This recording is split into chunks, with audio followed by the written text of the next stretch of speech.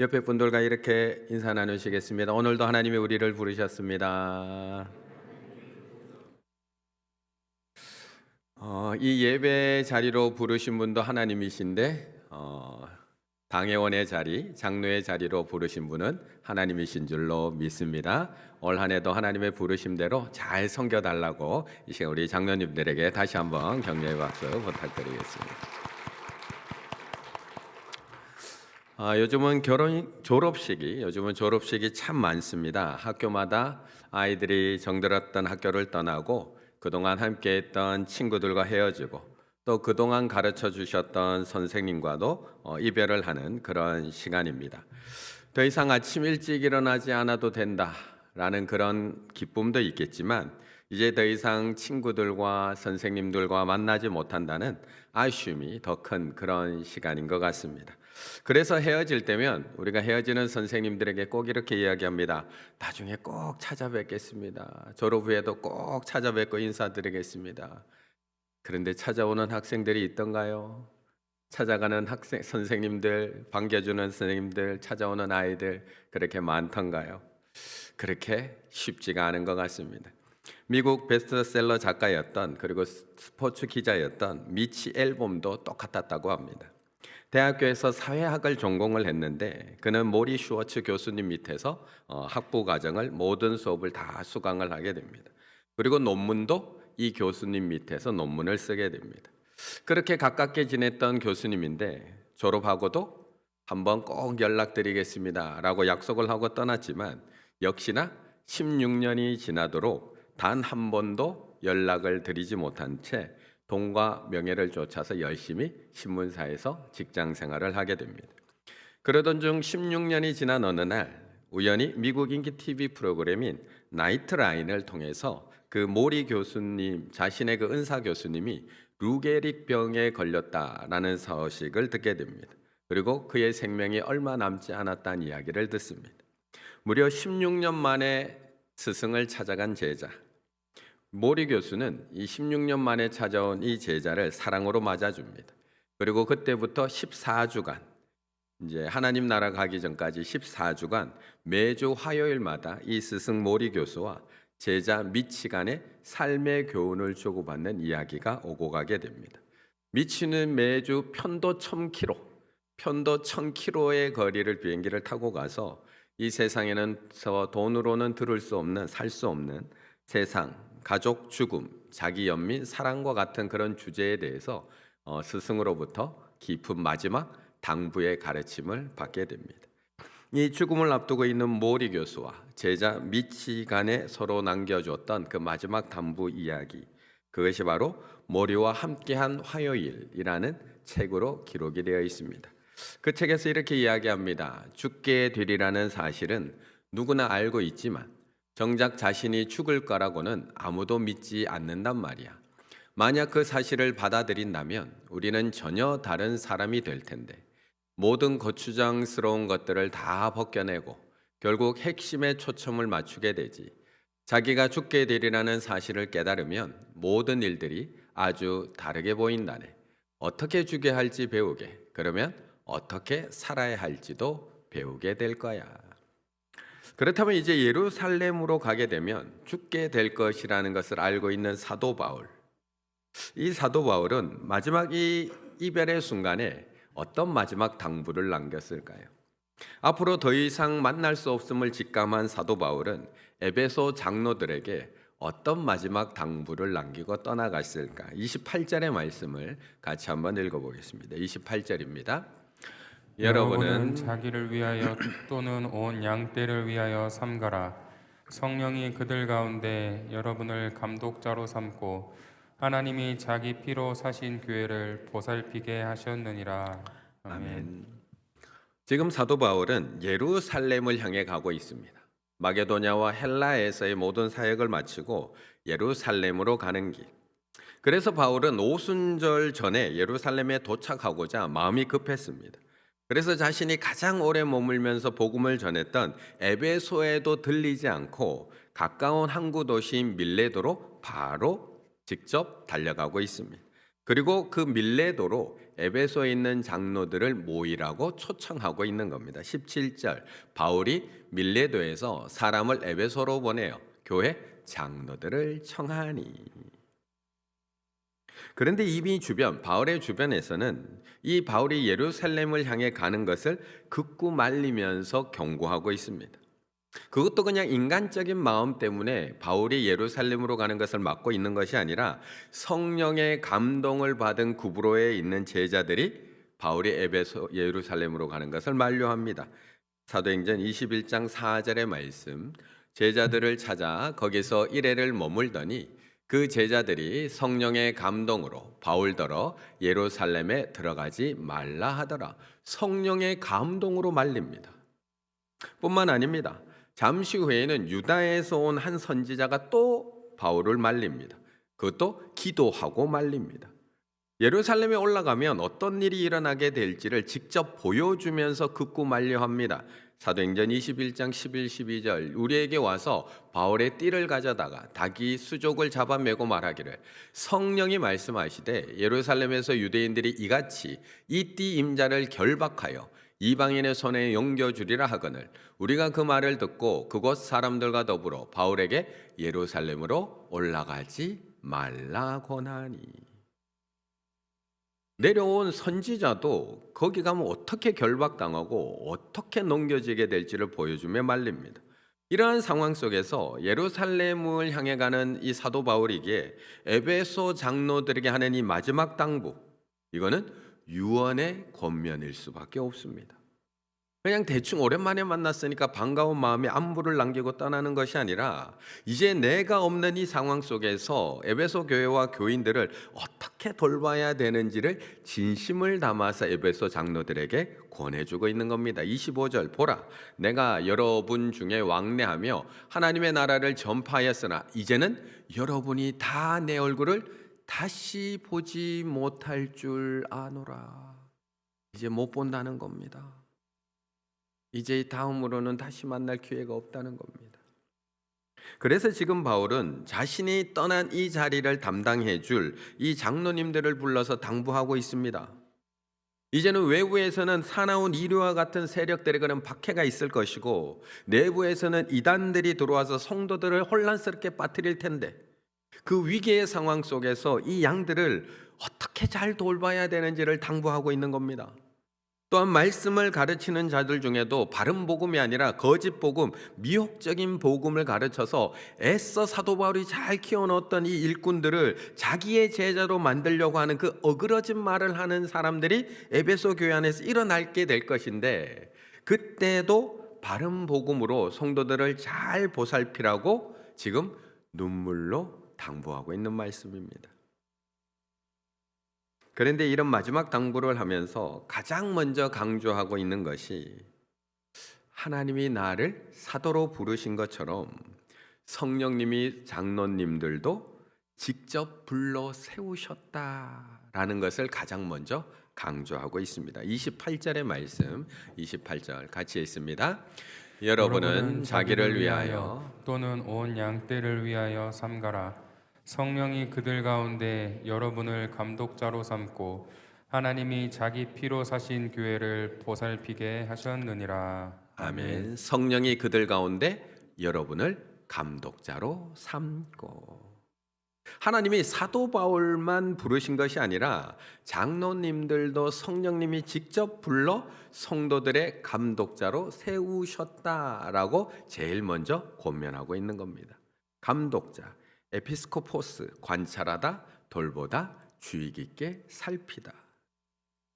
하나님이 사도 바울만 감찰하고 돌보고 감독자로 세우신 것이 아니라 주님의 몸된 교회를 든든히 세우시고 성도들의 신앙생활을 관찰하고 돌보고 주의 깊게 살피라고 장로님들도 감독자로 삼아 주셨다라고 말씀하고 있는 겁니다.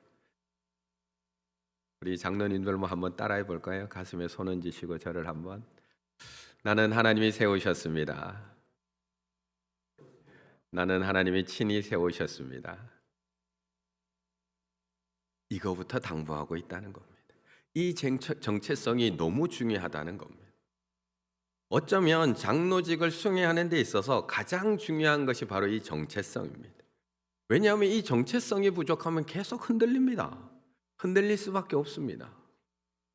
요즘 교회에서 일꾼을 세우는 시스템은 투표입니다.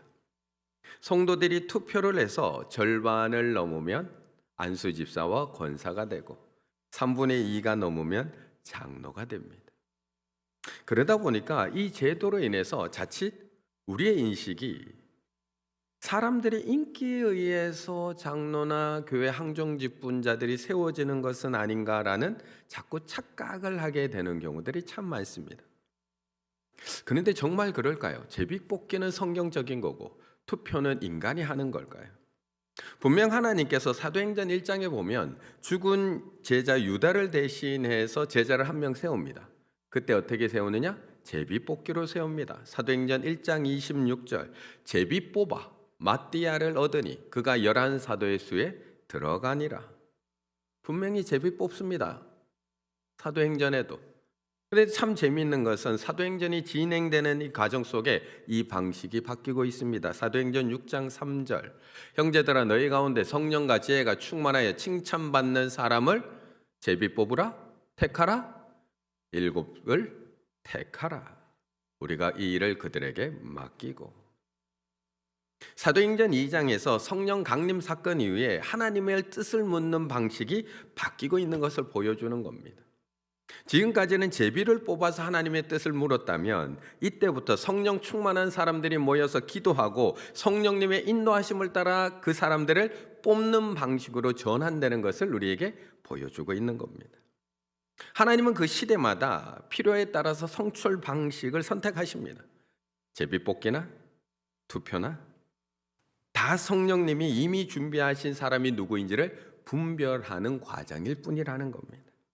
그렇지 않으면 우리는 계속 흔들립니다. 사람이 세웠으니 사람의 평가에 계속 흔들릴 수밖에 없고요. 환경 변화에 계속 흔들릴 수밖에 없어요. 사람이 세웠으니까 조금만 힘들어지고 나면 조금만 어려워지고 나도 금방 그 직분을 포기하기 너무 쉽습니다. 왜요? 사람이 뽑았는데요. 그리고 사람의 손에 의해 뽑힌 정치인들은 사람의 눈치를 볼 수밖에 없습니다. 노인이 많아지면 노인 정책 내놔야 되고 젊은 사람들 많아지면 젊은 사람들 정책 쏟아내야 됩니다. 우리 지역구 안에 통일교 신자 많아지면 거기도 가서 굽신거려야 되고요. 신천지 신자 많아지면 거기도 표도로 달려 눈치 봐야 됩니다. 그래서 사도 바울은 지금 에베소 장로들에게 우리는 사람이 세운 일꾼이 아니라 바로 하나님의 뜻을 따라 세움받았으며 성령님의 택하심을 따라 부름받았음을 기억하라고 이야기해주고 있는 겁니다. 그래야지 흔들리지 않습니다. 그래야지 넘어지지 않습니다. 그래야지 중간에 포기하지 않습니다. 그런데 이렇게 사도 바울이 장로들에게 마지막 당부를 남기며 정체성을 명확하게 해주는 또 하나의 이유가 있습니다. 또 하나의 이유. 정체성이 명확해야지만 내가 무엇을 해야 되는지 명확해지기 때문에 그렇습니다. 나를 세우신 분이 누군지를 알고 나를 택하신 분이 누구인지 알아야지만 내가 누구의 뜻을 따라서 무엇을 해야 될지가 정확해지기 때문입니다. 24절의 말씀을 같이 읽습니다. 24절입니다. 내가 달려갈 길과 주 예수께 받은 사명 곧 하나님의 은혜의 복음을 증언하는 일을 마치려 하면은 나의 생명조차 조금도 귀한 것으로 여기지 아니하노라. 아멘. 사실 누가 이런 상황 속에서 예루살렘을 향해 가려고 할까요? 그냥 가면 편할 거야 라고 해도 갈까 말까 한데 모두가 이 길을 가면 죽는다라고 이야기하는데 아니 한두 명이 말리는 것도 아닙니다. 장로들도 말리고 제자들도 말리고 심지어 선지자까지 내려와서 말립니다. 예루살렘에 오면 그냥 힘드는 것이 아니라 포각당하고 끌려가고 이제 다시는 만날 수 없는 상황이 닥쳐올 것이라고 이야기하고 있습니다. 그런데 바울은 그 길을 갑니다. 한치의 망설임도 없이 그 길을 갑니다. 그 길을 24절에서 얘기해 주고 있는 겁니다. 내가 달려갈 길과 주 예수께 받은 사명 곧 하나님의 은혜의 복음을 증언하는 일을 마치려 하면은 나의 생명을 조금도 귀한 것으로 여기지 아니하노니. 나는 사람이 세운 사도가 아니라 하나님께서 택하여 세우신 하나님이 사도이기 때문에 주 예수께 받은 사명 그 사명을 이루기 위해서 나는 이 길을 갈 수밖에 없다라고 이야기하고 있는 겁니다. 그래서 모두가 말려도 이 길을 갈 수밖에 없습니다. 모든 사람들이 다 힘들다고 해도 이 길을 끝까지 달려가서 완수할 수밖에 없는 겁니다. 만약 바울이 사람의 손에 의해서 투표로 뽑힌 사람이라면 이렇게 할 필요가 있나요? 사람들이 말리고 있는데, 아니 다 가지 말라고 하는데, 내가 사람들의 손에 의해 뽑힌 사람이라면 굳이 사람들이 말리는 길을 갈 이유가 있나요? 그런데 바울은 지금 하나님께 세움받은 사람이기 때문에 주 예수께 받은 사명을 위해서 달려갈 수밖에 없습니다. 자신을 택하신 하나님의 사명을 이루기 위해서 남은 시간도 나를 택하신 분의 그 뜻을 따라가겠노라고 고백하며 달려갑니다.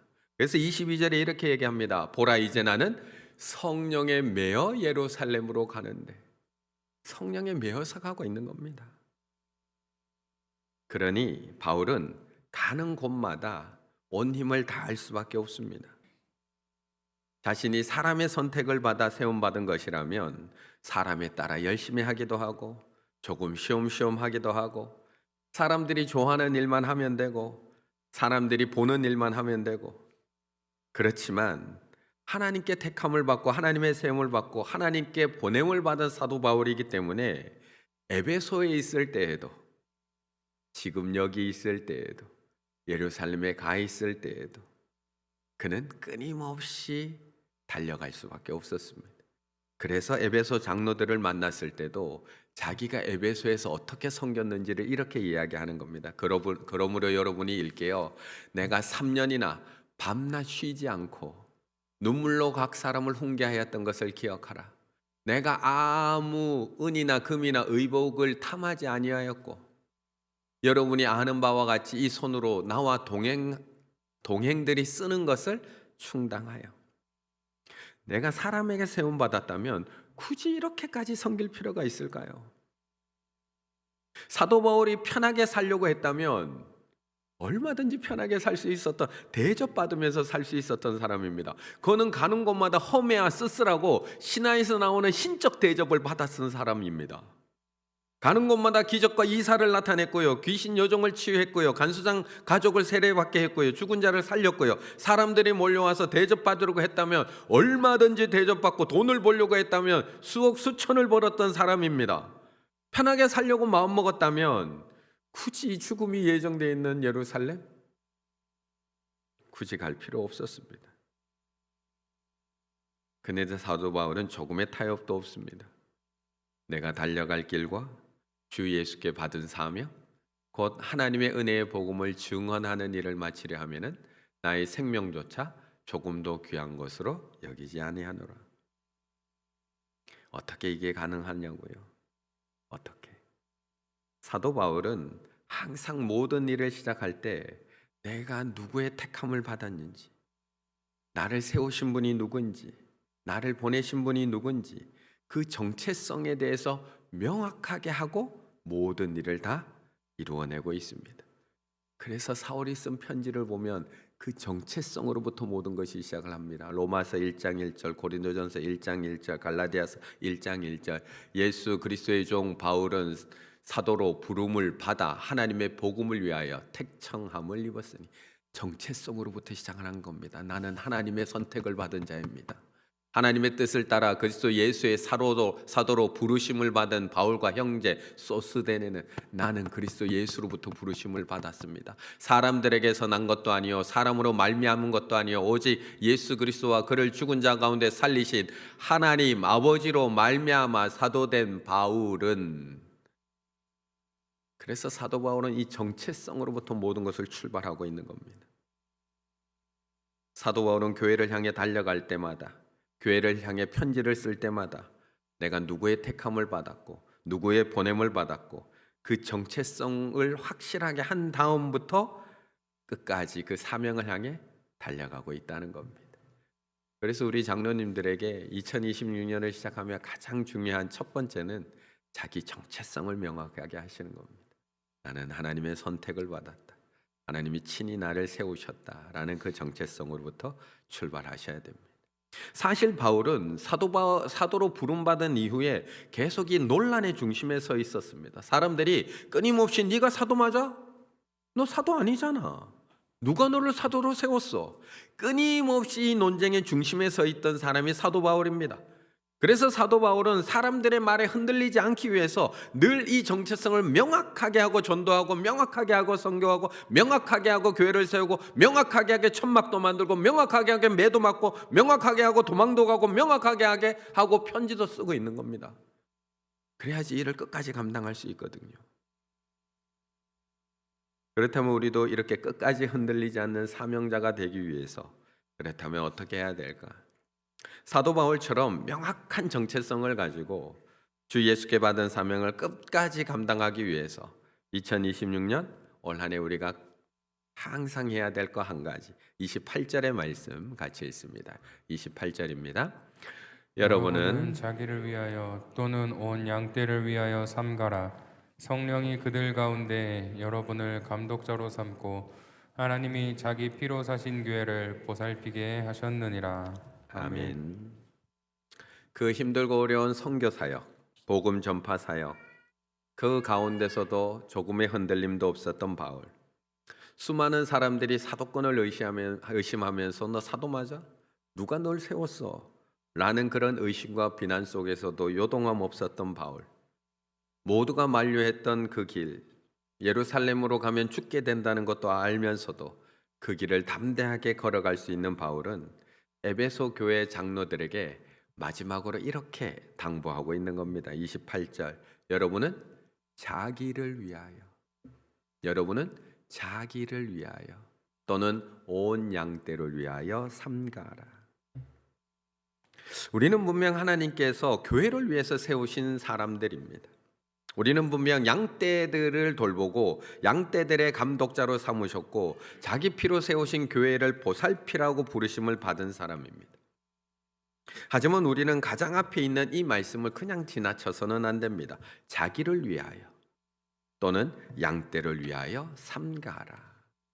새 번역 성경으로 읽어보면 조금 더 그 순서를 명확하게 알 수 있습니다. 새 번역. 여러분은 자기 자신을 잘 살피고 양떼를 잘 살피십시오. 여러분은 자기 자신을 먼저 잘 살피고 양떼를 잘 살피십시오. 우리는 분명 양떼를 돌보고 살피도록 세움을 받았습니다. 그런데 이 일을 잘 감당하기 위해서는 먼저 나 자신부터 잘 살펴야 한다는 겁니다. 한편으로는 이기적으로 들릴 수 있습니다. 아니, 나의 생명을 조금 더 귀한 것으로 여기지 않고 내놓아야 될 이 사명자들이 어떻게 나 자신부터 살필 수 있을까? 아니, 자신은 못 살피더라도 양떼를 살피고 주님의 몸된 교회를 돌봐야 되는 것 아닙니까? 라고 반문할 수도 있습니다. 하지만 우리 예수님조차도 그 바쁘고 분주한 사역들 속에서도 결코 자신을 살피는 시간을 소홀히 하지 않으셨다는 겁니다. 마가복음 1장 35절 새벽 아직도 밝기 전에 예수께서 일어나 나가 한적한 곳으로 가사 거기서 기도하시더니 누가복음 6장 12절 이때 예수께서 기도하시러 산으로 가사 밤이 새도록 하나님께 기도하시고 적당한 휴식 없이 계속 밀어붙이는 생활은 일견 누군가 사람들이 볼 때는 영웅적으로 보일지 모릅니다. 이야, 대단하다. 저 사람 없으면 우리 교회 안 돼. 하지만 계속해서 그렇게 사역하면 온전히 살아갈 집중력을 잃어버리기 때문에 진정한 효과는 기대할 수 없습니다. 그런 사람은 하나님께도 집중하지 못하고요. 맡겨주신 양들에게도 집중하지 못합니다. 더욱이 우리에게 정말로 필요한 게 무엇인지, 지금 우리 교회에 필요한 게 무엇인지 분별할 힘도 잃어버린다는 겁니다. 그래서 오늘 본문에서는 사도 바울은 명확하게 그 순서를 에베소 장로들에게 말해주고 있는 겁니다. 여러분은 자기를 위하여 또는 온 양떼를 위하여 삼가라, 상가다, 프로세코, 세심한 주의를 기울이라, 관심을 가지고 보라, 끊임없이 살피고 쳐다보라고 얘기하고 있는 겁니다. 예수님도 능코 뜰 새 없는 이 바쁘한 분주한 이 사역들 속에서도 주의를 기울이셨습니다. 여기저기 사람들의 찾음과 부르짖음 속에서도 계속되는 관심을 가지면서 끊임없이 쳐다보며 귀를 기울이고 있었습니다. 무엇이에요? 하나님의 뜻이에요. 하나님의 음성이에요. 하나님의 주신 사명에 더욱 세심하게 귀를 기울인 다음에 양떼를 돌보러 달려가셨다는 겁니다. 오늘 사도 바울은 아닌가요? 사도 바울도 어디를 가든지 무슨 사역을 하든지 항상 먼저 주의를 기울입니다. 끊임없이 쳐다봅니다. 귀를 기울입니다. 내가 누구에게 택함 받은 사도인지, 내가 누구에게 세움받은 사도인지, 내가 누구를 위해서 달려가고 있는 종인지, 그래서 편지를 쓸 때마다 주의를 기울여서 고백하고 있는 겁니다. 예수 그리스도의 종된 바울은, 하나님의 뜻을 따라 사도된 부르심을 받은 바울은, 하나님 아버지로 말미암아 사도된 바울은 이거부터 끊임없이 살펴보고 있다는 겁니다. 끊임없이 점검해 보고 있다는 겁니다. 그래서 오늘 에베소 장로들에게도 마지막 눈물의 당부를 하고 있는 겁니다. 양떼 돌봐야 합니다. 내가 당신들을 돌본 것처럼 당신들도 양떼를 힘써 돌봐야 합니다. 하나님이 자신이 피로 사신 교회를 보살펴야 합니다. 내가 3년 동안 밤낮으로 에베소 교회를 가르치고 세우고 훈계한 것처럼 장로님들도 그렇게 교회 돌보셔야 됩니다. 그런데 그렇게 하기 위해서는 먼저 자신을 주의 깊게 살펴보십시오. 내가 누구의 택함을 받았는지부터 주의 깊게 살펴보십시오. 내가 누구로부터 세움을 받았는지부터, 기름 부음 받았는지부터 끊임없이 바라보십시오. 내가 지금 누구의 음성에 귀를 기울이고 있고, 내가 지금 누구의 사명을 이루기 위해서 지금 달려가고 있는지 끊임없이 점검하십시오. 우리 장로님들, 올 한 해 맡겨주신 양들 잘 돌보셔야 됩니다. 주님의 몸된 교회도 잘 보살피셔야 됩니다. 하지만 2026년 시작하며 먼저 자신부터 잘 점검해 보셨으면 좋겠습니다. 나는 정말 하나님이 부르신 그 부르심 위에, 확신 위에 서 있는지, 나는 날마다 하나님의 말씀 가운데 서 있는지, 나는 정말 하나님과의 대화를 잘 이어가고 있는지, 나의 마음에 하나님께 주시는 평안과 기쁨이 넘쳐나고 있는지, 매일매일 나의 삶 속에 감사가 넘쳐나고 있는지, 매일 나의 입술에서 감사의 말과 축복의 날이 흘러나오고 있는지, 교인들을 살피기 전에 나부터 잘 살펴보셔야 됩니다. 지난 9월 25일 날, 작년이죠 벌써, 9월 25일 날 개그맨 전유성 씨가 폐기흉 악화로 별세를 하게 되었습니다. 이후에 지난 연말에 MBC 연예대상에서 공로상을 수상하게 되었는데, 고 전유성 씨를 대신해서 제자 김신영 양이 그 상을 받고 수상 소감을 이렇게 이야기를 합니다. 사람을 웃기려면 먼저 웃어야 된다. 그만큼 네가 즐거웠으면 좋겠다. 고 전유성 씨의 말이지만 사도 바울도 오늘 에베소 교회 장로들에게 똑같은 말로 마지막 당부를 하고 있습니다. 사람들을 살피려면 너부터 잘 주의 깊게 살폈으면 좋겠다. 그만큼 당회원들이 먼저 충만해졌으면 좋겠습니다. 2026년 새해 먼저 나는 하나님의 택한 목회자이다. 나는 하나님의 친히 세운 장로이다. 이 정체성부터 새롭게 다짐하시며 새롭게 올 한 해를 시작하면 좋겠습니다. 그리고 올 한 해 달려가는 동안 내가 먼저 말씀으로 충만해 있는지, 내가 먼저 기도로 호흡하고 있는지, 내가 먼저 감사하며 평안으로 가득 차 있는지 주의 깊게 잘 살피시며 주님의 몸된 교회와 맡겨주신 양들을 잘 살피시는 우리 충일의 당회원들 다 되시기를 간절히 바라겠습니다.